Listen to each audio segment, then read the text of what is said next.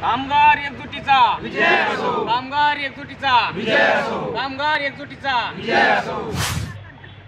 नमस्कार, let's up मराठीमध्ये आपल्या सर्वांचं स्वागत। मागील 15 दिवसापासून एसटी कर्मचाऱ्यांचे आंदोलन सुरू आहे। अद्यापही एसटी महामंडळाचं राज्य शासनात विलीकरण झालं नाही। मात्र काल परिवहन मंत्री अनिल परब यांनी एसटी कर्मचाऱ्यांच्या मानधनात वाढ केली आहे। तर मात्र हे आंदोलन अद्याप संपलेलं नाही।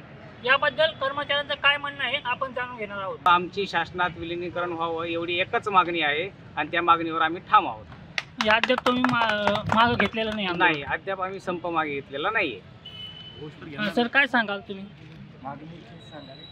आमची एकच मागणी आहे की शासनात विलीनीकरण झालं पाहिजे। आम्ही संप याच मुद्द्यावरती केला होता।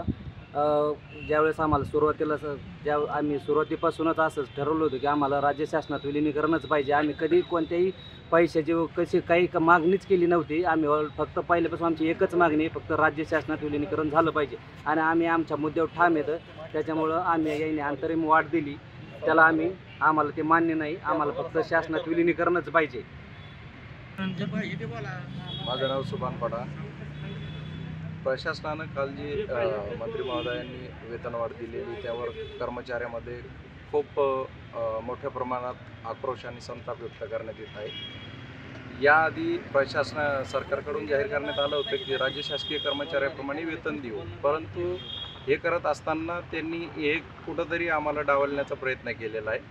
त्यामुळं हे एक प्रकारे कर्मचाऱ्यांची चेष्टा करण्याचा प्रकार झालेला आहे।